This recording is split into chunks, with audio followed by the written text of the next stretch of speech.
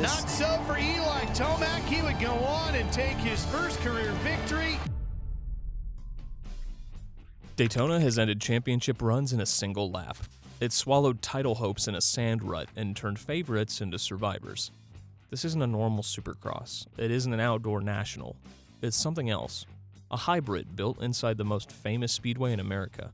And for 50 years, it's exposed weaknesses the rest of the season hides. The first half of the championship can lie to you. Daytona doesn't. Ricky Carmichael said the Supercross season really starts at Daytona. We have a right-handed first corner, which is much different than we've ever saw in the past here at Daytona. And the reason that we did that is it gave us an easier way of rerouting the...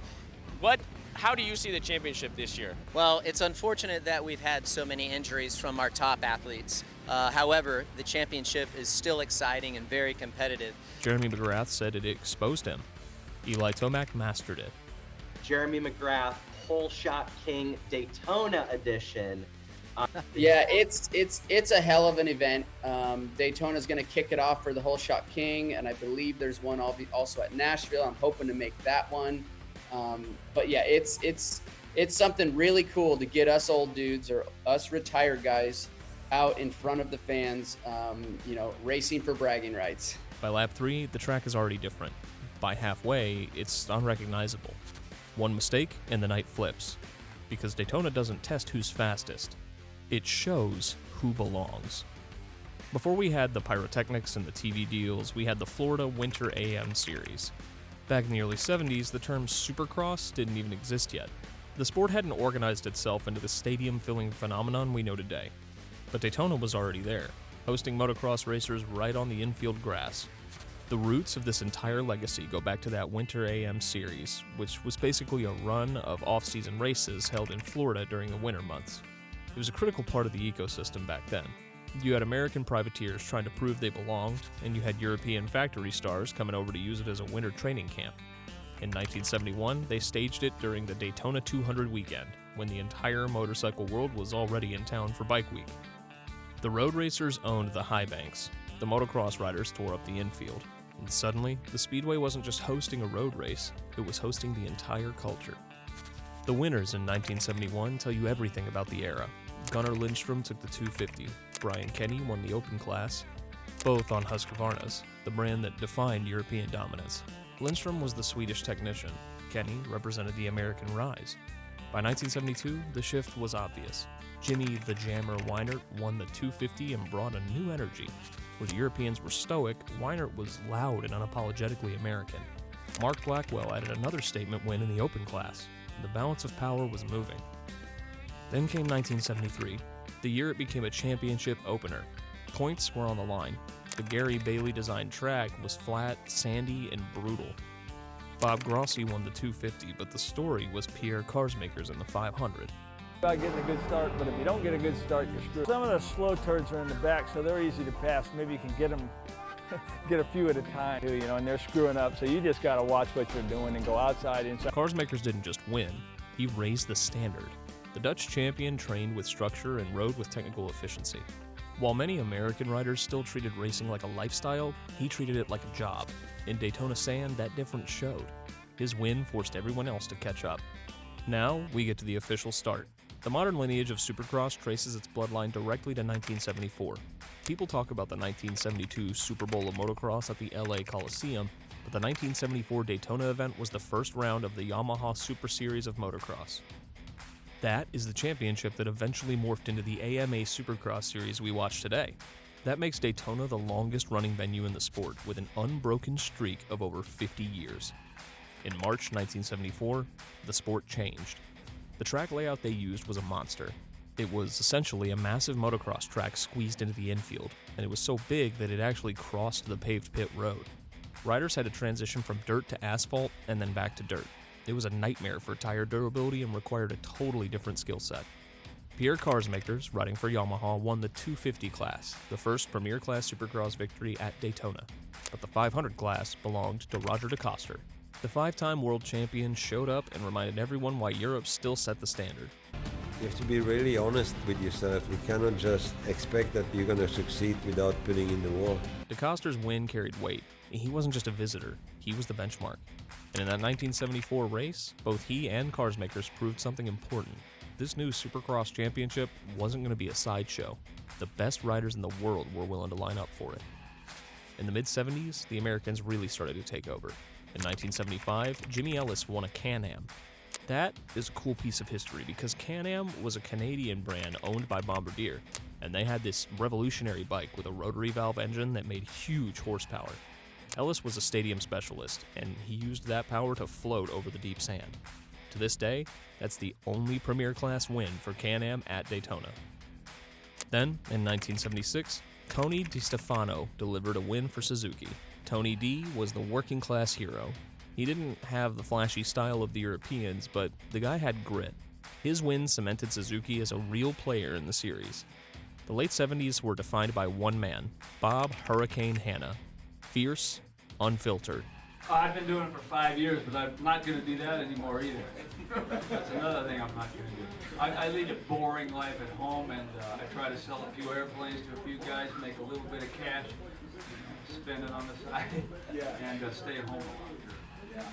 But do you still get out and ride it all these days for fun? I've got a 400 and the Yamaha. He didn't flow with the track, he attacked it. His first Daytona win came in 1977, and it set the tone for what the race demanded: aggression and conditioning. But 1979 mattered for a different reason. Jimmy Weinert returned to the winner's circle that year and claimed the Daytona victory. It's going to be very fast. It's going to be rough. This year I'm very strong, feeling good. I won the first opening race of the Supercross series, and now I'm ready to go after Bob Hanna. By that point, he was already known for pushing equipment and setup to the edge, including his controversial paddle tire experiment earlier that season in Oakland, which forced the AMA to clarify its tire rules. Weinert's win in '79 felt like a closing chapter. The European blueprint had built the foundation. Now the Americans were rewriting it. Daytona was no longer a proving ground for outsiders. It was becoming the center of the sport. If the 70s were about figuring things out, the 80s were about absolute domination by one team. From 1982 to 1992, Honda riders won the 250 Daytona Supercross 11 consecutive times. It's a manufacturer winning streak that has never been rivaled. This was the era of the Red Riders, arguably the greatest assembly of talent ever fielded by a single team. The 1982 Daytona Supercross was brutal. Darrell Schultz put his Honda out front and kept it there through the deep sand and deteriorating track. Known for riding through physical limitations, he dug in while others faded. By the checkered flag, he was exhausted, but he had the win. It remains one of the defining rides of Daytona's early era. The rivalry inside the Honda truck was intense. In 1983, Bob Hanna, who was now on a Honda, won a muddy Daytona, beating his teammates Johnny O'Mara and David Bailey. The biggest threat was usually the guy changing into his gear right next to you. Then in 1984, David Bailey took the win. Bailey was the total opposite of Hanna. Hanna was jagged, Bailey was fluid. They called him the Little Professor because his style was so precise. It was perfectly suited for conserving energy on a track that wanted to kill you. Hanna got his last laugh in 1985, claiming his third and final Daytona victory. It was a swan song for the Hurricane, proving his raw determination could still conquer the sand one last time. Then came the Rick Johnson era. RJ was the prototype of the modern superstar. He was fit, he was charismatic, and he was aggressive. He won Daytona twice for Honda in '86 and '88. His battles with Jeff Ward on the Kawasaki defined the mid-'80s, but at Daytona, Johnson's brute strength usually gave him the edge over the smaller, more technical Ward. A heck of a main event whenever we get to it because the track is extremely rough and even the best rider, I think, can have problems out there. And the best is just what we have here. Number 1, Johnny O'Mara, Supercross champion. 25, Bob Hanna, trying to win for the third time. And Tom Mueller is with Jeff Ward. Oh yeah, I was picking up speed the whole, 6 laps of that motor. I would have been going faster at the end of 12, so I'll do the same this time. Right in the middle of this factory dominance, we saw the greatest anomaly in the event's history, 1987. The conditions were apocalyptic. A nor'easter storm parked itself over Daytona Beach and dumped inches of rain on the track. The infield turned into a swamp. In those conditions, bikes started to fail. Radiators were clogging with mud, chains were snapping under the strain, and airboxes were flooding with water. Enter Rick Ryan. He was a privateer from North Carolina riding a largely stock Honda CR250. He didn't have the pressure of a factory contract. He rode a smart, survivalist race. While factory bikes were DNFing all over the place, Ryan just kept moving. He crossed the finish line to become the first true privateer to win a Premier Class Supercross main event. The image of him, totally unrecognizable under layers of mud, celebrating with his mechanic, is one of the best things you'll ever see in this sport.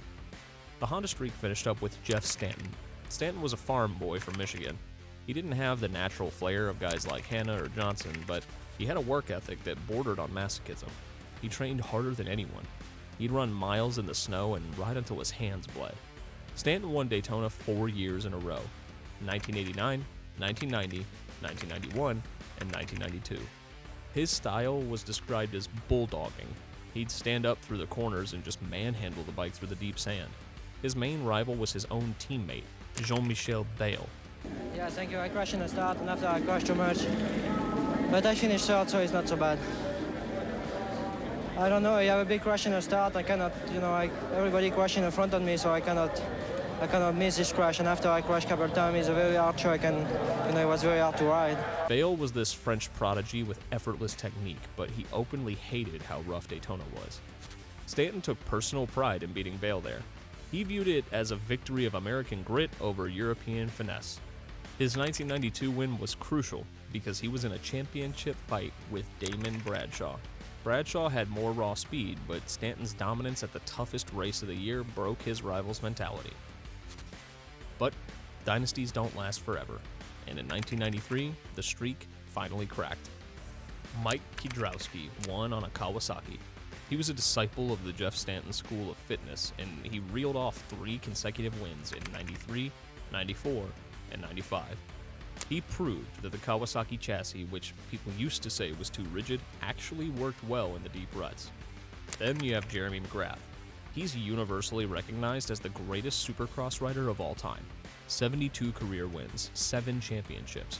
But Daytona was famously his least favorite race. McGrath came from BMX. He pioneered that low, scrubbing, jumping style everyone does now. He relied on precision and timing. Daytona neutralized his greatest assets because the sand faces would degrade and the rhythm sections would fall apart. But talent is talent. In 1996, McGrath won his first Daytona on a Honda. It was part of his nearly perfect season where he won 14 out of 15 races. He later admitted that conquering Daytona was essential for his legacy. He knew he couldn't be the king if he couldn't win the toughest race on the schedule. The very next year, 1997, Jeff Emig disrupted everything. Emig was riding for Kawasaki, and he was a gritty competitor who thrived when things got ugly. His win at Daytona was a psychological turning point. It gave him the belief that he could actually beat McGrath for the championship, which he went on to do that season. McGrath did come back to win 2 more Daytona titles on a Yamaha in 98 and in 99, silencing the critics who said he couldn't win without the factory Honda. The new millennium brought us the era of Ricky Carmichael, RC. He was a native to Florida, so he grew up riding sandy tracks. He viewed Daytona as his home turf. His approach was fundamentally different from McGrath. McGrath tried to finesse the track. Carmichael tried to submit it. Carmichael won Daytona 5 times across 3 different manufacturers, which shows just how adaptable he was. He won on the Kawasaki in 2000 and 2001. Then, he moved to Honda. The 2002 race became part of his larger statement season. Carmichael didn't just win at Daytona, he controlled it. That year was the peak of his physical dominance, and on a track that rewards conditioning above all else, he was untouchable. He backed it up again in 2003, and then delivered his final Daytona win in 2006 on a Suzuki, proving he could dominate across eras, 2-stroke and 4-stroke alike. Carmichael is the one who came up with the saying, "The Supercross season starts at Daytona." His philosophy was that the first half of the series in the West Coast stadiums was just a warm-up. The true contender would reveal themselves at Daytona, where fitness and mental strength mattered most. And the stats back him up. The winner of Daytona has historically gone on to win the championship in nearly 50% of seasons. 2008 is etched in history as the Great Flood. A massive storm system stalled over the beach and dumped tons of rain during the event. The infield became a lake. The track was completely submerged. The championship battle was between Chad Reed on a Yamaha and Kevin Winham on a Honda. Reed was leading late in the race, but the mud was clogging his radiators. His bike started to steam and overheat. With 2 laps to go, Reed's bike seized and died. Kevin Windham had a smooth, low RPM riding style that preserved his machine. He rode right past the stranded Reed to take the win. It remains one of the defining wins of his career. In the 250 class that same night, Never won here in Daytona, but at 30 years old, he pulls it around and you... I tell you what, I saw the 22 stalled out in a puddle of water, man, and I'd never been so happy. It was a brutal race. I got stuck once, stalled it once, and man, just kept my head down, kept plugging away, and I was glad to make it. It was a truly... a rookie named Trey Kennard won in those treacherous conditions. The next few years were defined by the rivalry between James Stewart and Chad Reed. If you're in my way, we got to do battle. A rivalry, I think it was just more things happening. Here comes Stewart! In 2009, Reed won on a Suzuki during a very tense year where he and Stewart were colliding on track constantly. Then in 2012, we had another mud race. James Stewart, riding for Joe Gibbs Racing Yamaha, took the win. Stewart was often criticized for crashing, but he rode a flawless race in the slop. Then Ryan Villopoto took over. He became the new master of Daytona. Villopoto had this unique style where he would steer with the rear wheel literally hanging off the back of the bike. It made him unbeatable in the loose soil. He won 4 times, 2010, 2011, 2013, and 2014. In 2015, we saw a major milestone. Ryan Dungey gave KTM its first ever Premier Class win at Daytona. For years, KTM had struggled to build a bike stable enough for the high speeds at the speedway. Dungey's smooth, efficient style was the perfect antidote to the rough track. Then came a rider who didn't just win here, he owned it. Tomac's riding style, relentless pace, elite conditioning, and a willingness to attack lines no one else would touch made him perfectly suited for Daytona. He began the run on Kawasaki, winning in 2016 and 2017, then again in 2019, 2020, and 2021. The only interruption came in 2018 when Justin Brayton shocked the field at 33 years old to become the oldest Premier Class winner in Daytona history. Tomac returned in 2022 after switching to Yamaha and passed Ricky Carmichael for the all-time Daytona Supercross lead. He made it 7 in 2023, extending the record. And in 2026, now on KTM, he did it again. 8 Daytona wins. That's not dominance, that's control. The 2024 race signaled a generational shift. Jett Lawrence, the 20-year-old Australian sensation, entered as a rookie in the 450 class. Usually, rookies struggle at Daytona. It takes years to learn the dirt, but Lawrence defeated Eli Tomac straight up. It was Honda's 18th win at the venue, extending their manufacturer record. It also cemented the Lawrence family legacy, as his brother Hunter Lawrence had won the 250 main the year prior in 2023. Then in 2025, we got a redemption story. Ken Roczen had become the sentimental favorite. He's a generational talent whose career was nearly ended by catastrophic arm injuries. He'd won almost everywhere, but never Daytona. At his 11th attempt riding for Suzuki, Roczen finally broke through. He defeated Cooper Webb and Aaron Plessinger to take the win. It was Suzuki's first Daytona win since 2009. We have to talk about the track itself, because the physical layout is its defining characteristic. It's the only track on the circuit not designed by the standard Feld Motorsports team. Since retiring, Ricky Carmichael has served as the track designer. His philosophy is to create a hybrid. It's truly an honor to be able to have the opportunity to design the track at Daytona. I mean, when you think of all the history there and everybody that races there and all the forms of racing that is there, to be able to be tied to that and have the opportunity to design the Daytona Supercross, it's a true honor. He puts in the rhythm lanes and triple jumps of Supercross, but he mixes them with the open corners and deep sand sections of Motocross. This forces teams to compromise on bike setup. He needed stiff enough for the jumps, but soft enough for the chop. The dirt is unique. Unlike the clay used in stadiums, which is often imported and screened, the Daytona dirt is native Florida soil. It's a mix of sand and loam that changes every lap. Corners rut out, braking bumps get knee-deep, and nothing stays the same for long. The mechanical toll is huge. The sand acts as a grinding paste, chains stretch, brake pads wear down to the metal, and engines overheat because of the high load. Also, the lighting changed everything. For the first 30 years, Daytona was a day race. The Florida sun dehydrated riders in their heavy gear. In 2004, the event moved to a night schedule under the Speedway's lights. This aligned Daytona with the TV schedule of the rest of the series and added this gladiatorial atmosphere. Watching the sand spray illuminated against the black sky is something special. The lights came on, the sand stayed the same. New names show up every year thinking they're ready, and every year, Daytona answers the same question. Are you built for this or not? Everyone has a Daytona moment. What's yours? The mud, the meltdown, the record? Drop it in the comments. Thanks for watching, and stay wicked.